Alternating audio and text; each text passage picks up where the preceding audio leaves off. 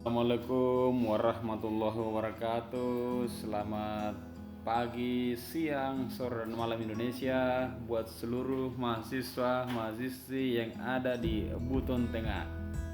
Oke, perkenalkan saya Sulfikar Salu yang akan membawakan materi mata kuliah itu ini interaksi IMK ya, interaksi manusia dan kuda. Oh salah pula, interaksi manusia dan komputer. Hal ini saya dapatkan kemarin pada saat dihubungi Korprodi Bapak Mulyadi. Pada kesempatan kali ini tuh saya akan mencoba menjelaskan secara singkat, jelas dan sederhana bagaimana metode interaksi manusia dan komputer. Di sini ada 3 gambar yang bisa kalian lihat ya. 3 gambar ini sebenarnya kita akan jelaskan. Ini contohnya model contoh interaksi manusia dengan komputer. Seperti gambar 3 ini yang di bawah ini contohnya ya, cara interaksinya. Interaksi itu artinya hubungan antara manusia user dengan komputer. Komputernya itu bisa PC, laptop, atau perangkat elektronik, itu semua kan masuk kategori komputer. Komputer itu alat elektronik yang bisa bekerja cerdas, bisa memberikan solusi atas masalah manusia. Komputer namanya.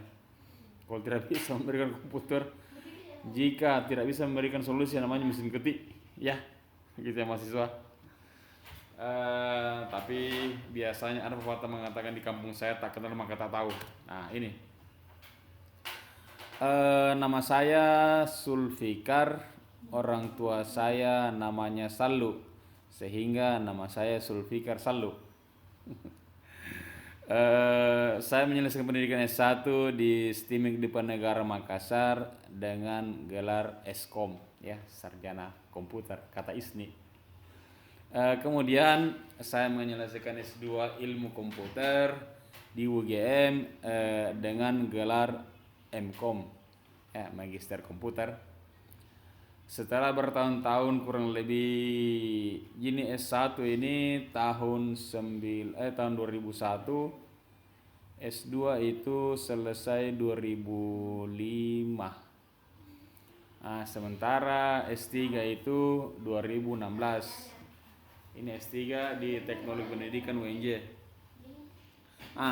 Dalam masa proses antara 2005 ke 2016 itu ada beberapa gelar profesi yang saya ikuti. Ini ITAL, Information Technology Infrastructure Library.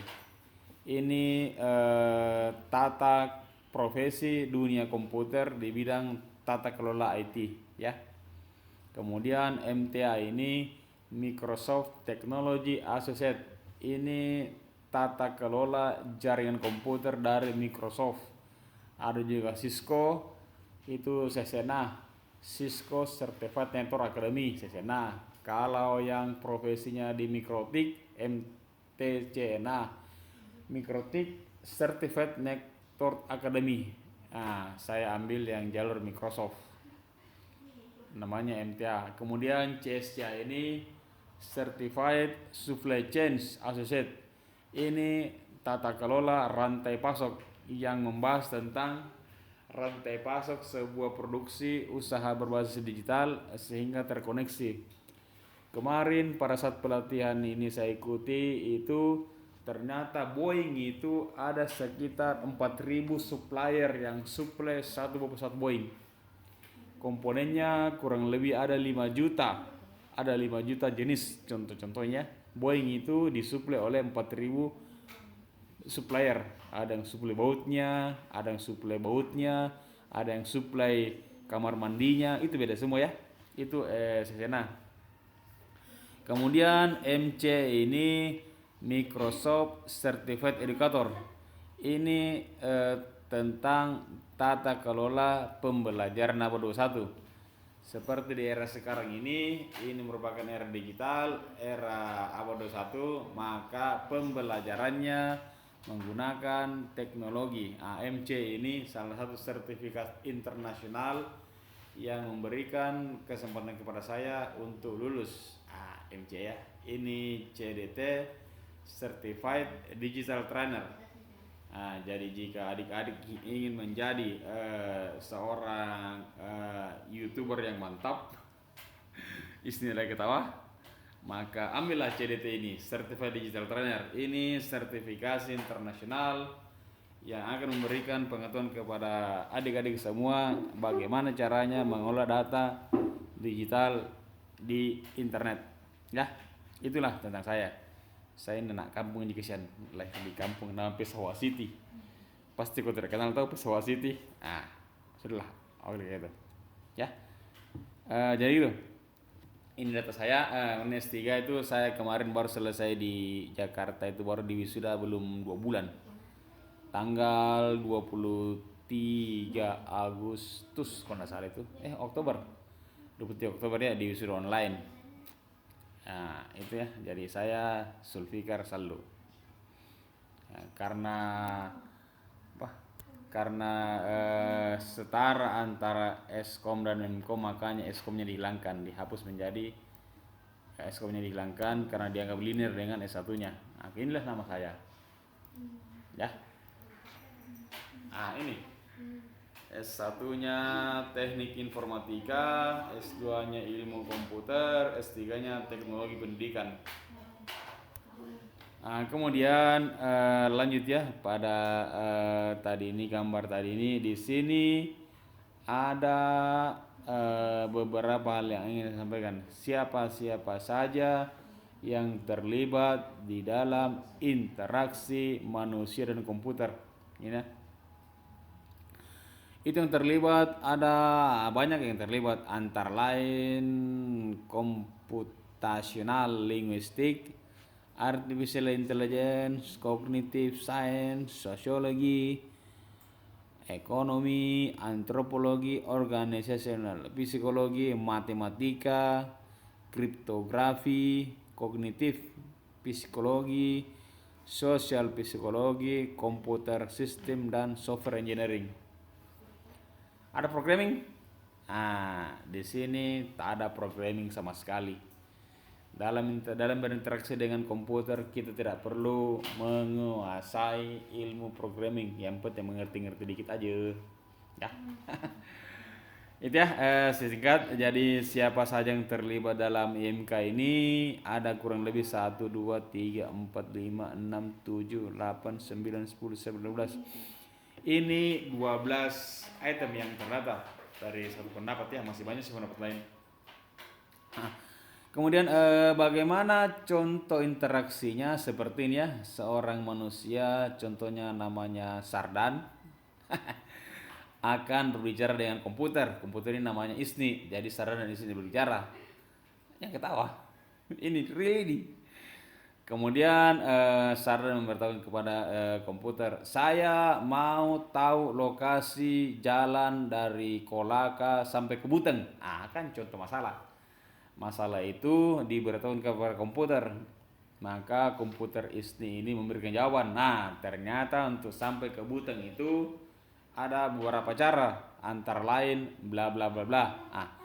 Komunikasi dua arah ini antara manusia Sardan dan komputer Isni itu namanya interaksi manusia dan komputer. Ya. Contoh lain seperti ini. Ini Pak Tua namanya, contohnya siapa ya kira-kira nama Pak Tua ini? Contohnya Pak Tua misalnya Pak Udin. Salah pula nanti ada namanya Pak Udin. Contohnya ini Pak Tua misalnya Pak Tua lah. Pak Tua ini dia melakukan tos kepada monitor komputernya. Artinya Pak Tua ini secara tidak langsung telah terbantu urusannya dengan si komputer. Maka terjadilah interaksi antara Pak Tua dan komputer ya. Berikut ini ada 4 buah gambar yang bisa kalian lihat, pahami, cerna dan maknanya secara mendalam. Makna pertama, ini adalah contoh manusia-manusia tak jelas hidupnya, main game kerjaan tiap hari. Ini orang-orang yang game tingkat tinggi, men. Mereka ini yang dibayar oleh perusahaan game untuk melakukan uji coba. Nah, itu kan hobinya, jadi bayar. Ini pemain-pemain game ini dia melakukan interaksi melalui handphonenya. Bagaimana caranya mengalahkan game yang ada di tangan mereka. Itu contoh interaksinya. Kemudian sisi kedua ini orang pakai topeng. Ini contohnya penjahat yang akan merampok bank dengan komputer. Ini contohnya. Dia menyalahgunakan kemampuannya sehingga menggunakan hal tersebut untuk melakukan perampokan bank. Ini bisa terjadi dan sangat bisa. Itu interaksi manusia dan komputer juga, bukan interaksi manusia dan kuda. Ini interaksi manusia dan komputer pula ya, sama interaksi manusia dan komputer. Ini yang kurang bagus. Kemudian di sini laki-laki ganteng kayak saya. Ini cowok sekarang dia bekerja di kantornya, sedang beraktivitas mengolah data. Kemudian di samping kirinya banyak pula wanita-wanita cantik tak jelas ini. wanita-wanita maksudnya tak jelas dia dari mana berasal. Mereka ini melakukan aktivitas baik dan positif dan negatif. Ini semua contoh interaksi manusia dan komputer. Silahkan kalian berpikir secara ilmiah apa dan bagaimana contoh nanti yang ada dikerjakan ya. Saya minta nanti kalian tatap gambar pertama yang ini, gambar kedua yang ini, gambar ketiga yang ini, gambar keempat yang ini. Kemudian kira-kira dalam benaknya kalian kira-kira apa yang ada di benaknya, nanti kalian tulis di sini. Ya. Pokok bahasan IMK itu pada dasarnya ada 2. Manusia pada umumnya tidak pernah tahu apa yang terjadi pada saat data dimasukkan ke dalam kotak CPU atau alat proses melalui keyboard. User selalu terfokus pada monitor printer sebagai keluarannya. Orang tidak akan pernah tahu apakah yang dia ketik itu cara kerjanya di otaknya komputer, namanya CPU, Central Processing Unit kalau gunakan PC. Ya, orang tidak akan pernah tahu apa yang dikerjakan oleh CPU. Itu bahasan lebih lengkapnya itu ada pada mata kuliah organisasi sistem komputer, itu pada matkul lain. Itu bahas lebih detail tentang cara kerjanya komputer mengolah data. Komputer mengolah data hanya 0 dan 1 ya. Itu ada lebih rinci pada mata kuliah organisasi sistem komputer, atau ada yang arsitektur komputer dan seterusnya. Yang kedua, manusia jarang sekali menyadari proses interaksi dengan komputer. Manusia baru menyadari proses interaksinya apabila menemukan masalah dan tidak menemukan solusi pemecahannya. Biasanya orang menyalahkan antarmuka yang kurang inovatif, kurang menarik dan kurang komunikatif. Contoh sederhana misalnya kalian mengetik tiba-tiba komputer hang, trouble ya. Itu kan artinya Anda user sebagai pengguna melakukan interaksi dengan komputer tapi komputernya mengalami masalah. Itu contoh interaksi. Itulah contoh interaksi yang sederhana. Di antara masalah tersebut kira-kira bagaimana mahasiswa ilmu komputer memberikan solusi dari sisi interaksi manusia dan komputer. Oke, jadi video ini saya anggap hadir absen pertama ini apabila menuliskan nama dan komentar pada video ini. Jangan lupa subscribe. Ya, kemudian jadi tuliskan tanggapan adik-adik, nama dan komentar. jangan ada yang sama. Jika ada yang sama, maka keduanya saya anggap tidak hadir.